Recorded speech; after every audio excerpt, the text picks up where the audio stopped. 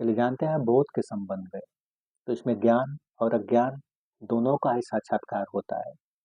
तो देखिए कि जब तक संदेह है तब तक चित्त भ्रमित ही रहेगा और उस भ्रमित चित्त में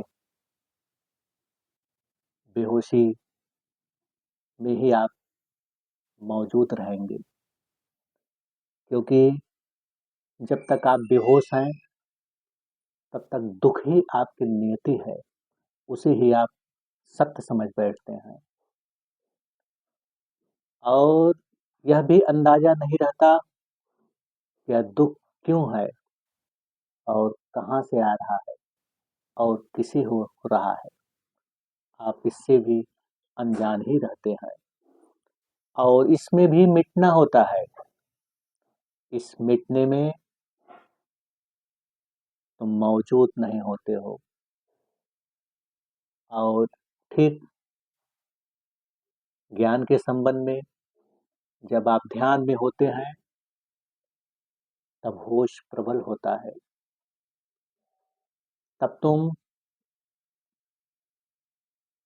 दुख किसे हो रहा है, क्यों हो रहा है, इससे पार होते हैं और उसमें जागरण होता है।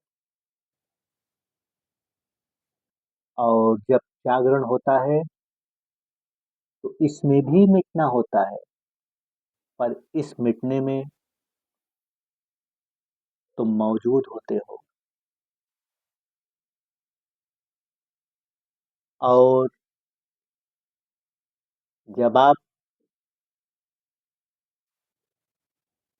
मौजूद होते हैं तो उस वक्त आप अपने ध्यान से पार होते हैं।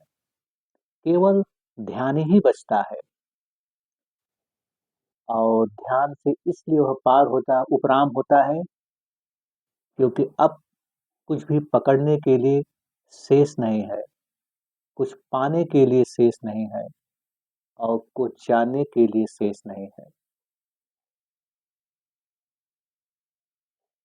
केवल ध्यान ही बचता है। अब जो सत्य का प्यास था उस प्यास से वह तृप्त होता है और यही है, जब वह अपने इस स्थिति में पहुंचता है तो वह ज्ञान और अज्ञान दोनों का ही साक्षी हो जाता है, क्योंकि अब कोई पकड़ नहीं, कोई बाधा नहीं। यही मुक्त अवस्था है और जब अपने इस अवस्था में पहुंचता है वह ज्ञान अज्ञान दोनों का साक्षी होता है। तब वह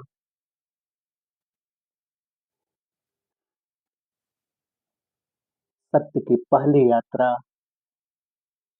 सत्य का पहला शुरुआत या पहला कदम साक्षी से ही पहली सीढ़ी है। और जब केवल ध्यान ही बचता है वह अपने ध्यान से उपराम होता है, तब उसे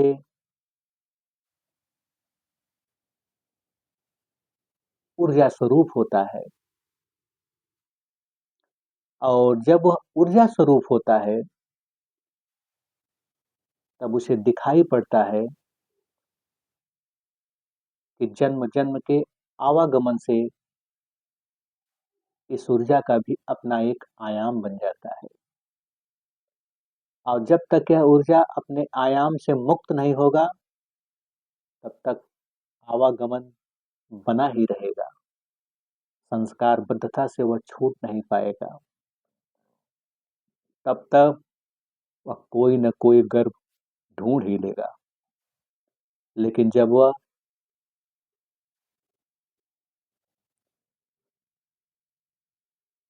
जब ध्यानी को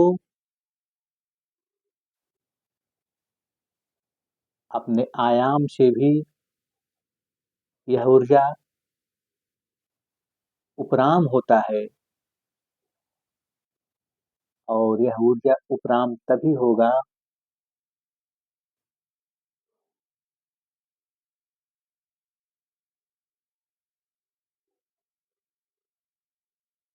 जब कोई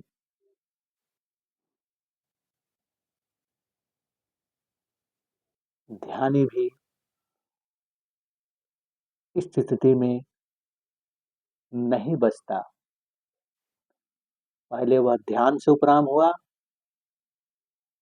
अब वह ध्यानी भी न रहा, क्योंकि जब तक जानना है तब तक दूसरा मौजूद ही है, और इस दूसरे में जो भी जाना जाएगा वह बंधन ही होगा।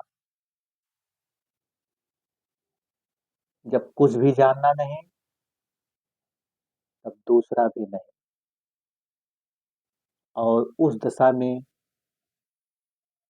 केवल ध्यान ही रह जाता है। और जब केवल ऊर्जा स्वरूप रह जाता है, तो उसे अपना आयाम, जो ऊर्जा का अपना आयाम में, ऊर्जा का ही अपना आयाम है जिससे यह आवागमन बना हुआ है, उसे यह दिखाई पड़ जाता है, और स्वतः ही यह ऊर्जा अपने ही आयाम से मुक्त होता है, और उस दशा में ध्यानी ब्रह्म स्वरूप हो जाता है, क्योंकि अब वह आयाम ही ना रहा, वह अब अपने ही आयाम से मुक्त हो गया। अब वह बूंद समुद्रत हो गया, और जब वह अपने विशुद्ध ब्रह्म स्वरूप में होता है, तब उसे दिखाई देता है कि समस्त रचना ब्रह्म स्वरूप ही है, ब्रह्म अपनी ही रचना में मौजूद ही है। तब कोई भेद नहीं, तब कोई पकड़ नहीं, तब कोई दूसरा नहीं, सब कुछ ब्रह्म स्वरूप है, ब्रह्म अपनी ही रचना में मौजूद है। और इस स्थिति में साधक, जब ब्रह्म स्थिति में वह मौजूद होता है, समुद्रोत होता है, अब वह बूंद ना रहा, तो इसके बाद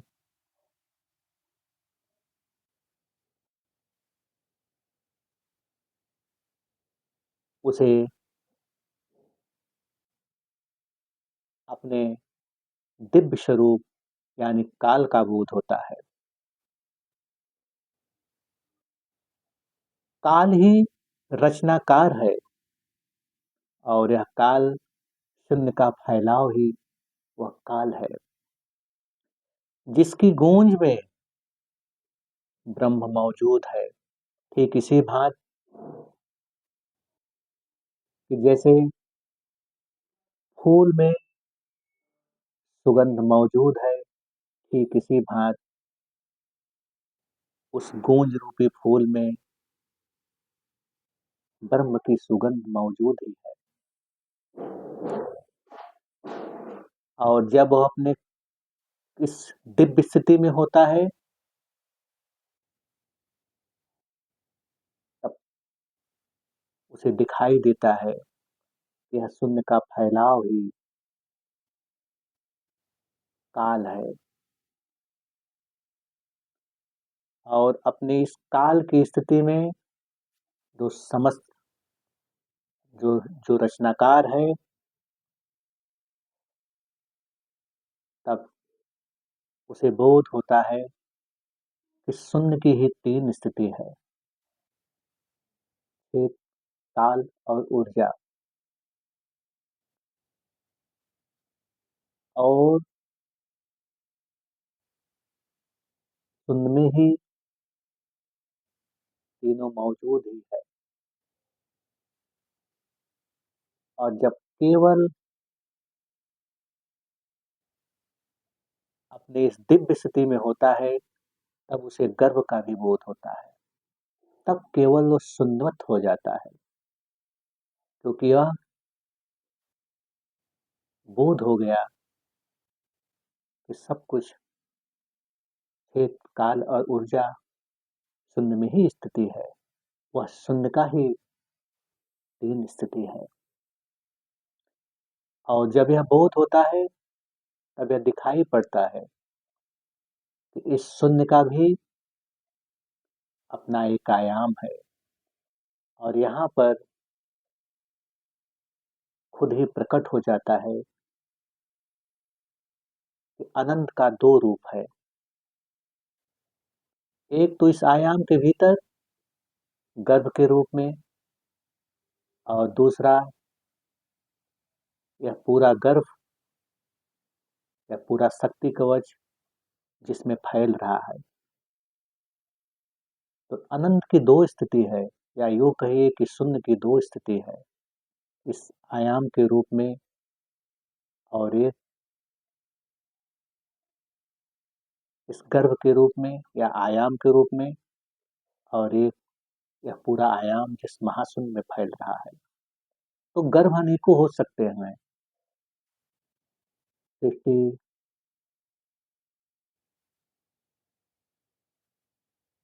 भी, आयाम भी कई हो सकते हैं, पर यह सारी चीज जिस चीज में फैल रहा है, वह सिर्फ महाशून्य है। क्योंकि अब वह गर्भ भी ना रहा। जब गर्भ भी ना रहा, तो यह शक्ति कवच जो शून्य अपने ही शक्ति कवच में मौजूद है, जिससे समस्त रचना अब भी मौजूद है, अगर वह ऐसा न रहे, तो एक ही क्षण में यह स्थित महाशून्य में लीन हो जाएगा, विलीन हो जाएगा। यह अभी मौजूद है, इसलिए इस सर्व का अपना आयाम है, इसलिए अभी यह सृष्टि मौजूद है। और जब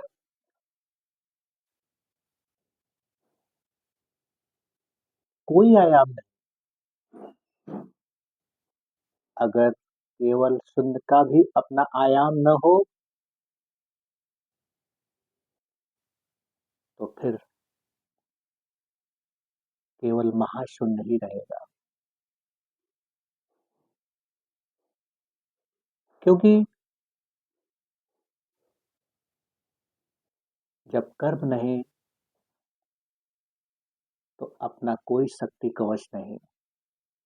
जब शून्य का अपना कोई शक्ति कवच नहीं, तब रचना एक क्षण में सिमट जाएगा, विलीन हो जाएगा। रचना अभी है, क्योंकि अभी गर्भ है, और वह गर्भ, वह शक्ति कवच और सबका आधार, सारे गर्भ का आधार, वह सिर्फ महाशून्य है।